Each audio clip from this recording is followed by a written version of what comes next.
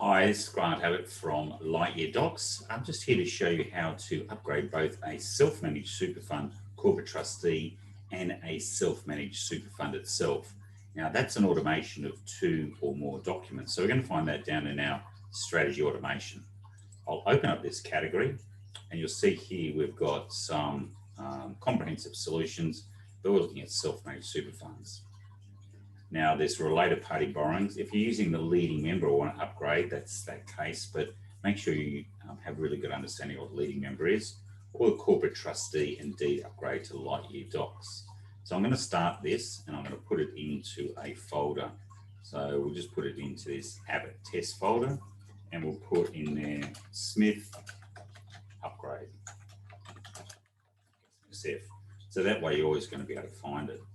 So that now brings up the wizard, and then I'm going to take you through the two document upgrade process, which starts with a corporate trustee. So we've got our name in there. We want to put in our logo. You can use your own or the Abbott-Family default, which will then put the logo of the legal firm up there.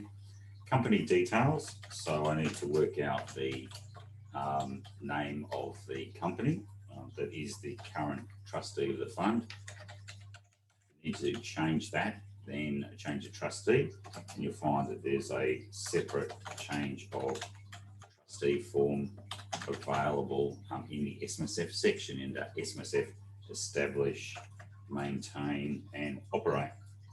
So we're in New South Wales, so this is the company, two directors, so I put two in there, confirm, and then I'll put their names in. So we've got John Smith, and then we've got his wife, Sally Smith.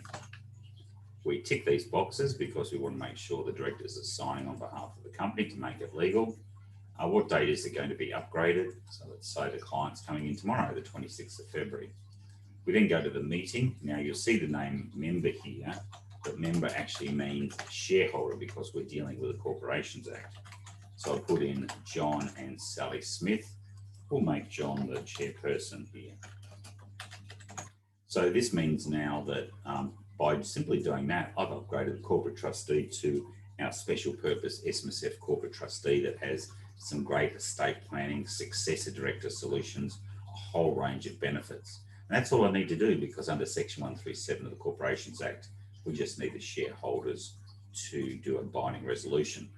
Now, in the event that the company is displaced, goes into liquidation, then we need to go back to the basic trustees, which are individuals. So this now starts to segue into our trust itself. So if there's no corporate trustee and there's only individual trustees, when they make decisions, is it going to be a vote each with the chairman having a casting vote or proportional votes based on account balance? We might go this one. So because John has got more than $2 million in the fund, whereas Sally only has $1 million. So that means that any voting, John would have 2/3 to Sally 1/3 vote. So we now move on to the fund. So we'll put in the fund name, Smith Family Super Fund. So good. Now what's the legislation? It's New South Wales. When it's going to change the rules? Exactly the same here. Now we need to find out when the fund was originally set up. So we go into the existing deed and have a look. Has it been varied in the past? If you go yes, then you're going to have to put in the other variation dates. But this one will assume this is the first time it's been varied. So we now need to go into the deed and have a look at what the rules are around varying. So I've got one here, and you can see here, SMSF governing rules. You can see here, see where it says variation, or it could be amendment.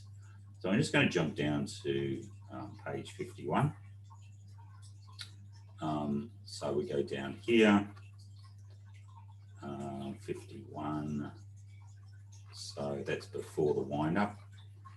So it says here, the trustee may at any time by deed, which is what we're doing, a written resolution. I would never do it by written resolution. It's quite a body of law against that. Vary these governing rules in whole or in part, and such variation applies on the date of variation.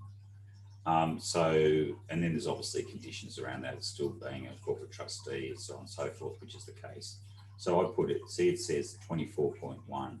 So I just go back into the here and I just put in 24.1.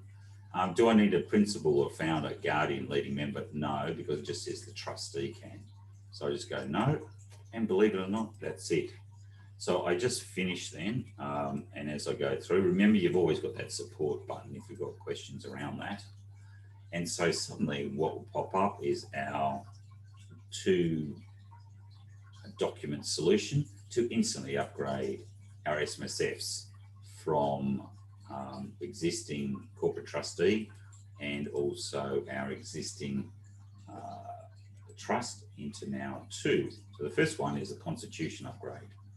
And you can see here is that special resolution I was talking about by companies to upgrade the constitution. So we go through that process and obviously get it signed by the clients. And then we go into that special purpose constitution, which has all those goodies in there, successor, director, estate planning, etc. Now, after the constitution, we then go and vary the deed. Remember, and this is going to be a trustee variation.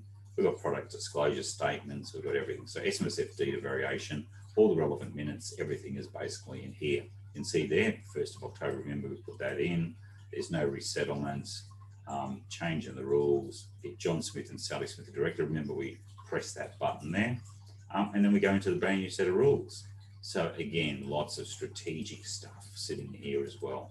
And that's how simple it is to upgrade an existing SMSF and corporate trustee to the LightYear Docs, SMSF and corporate trustee with all those beneficial entitlements and goodies. Anyway, it's Grant Abbott signing off.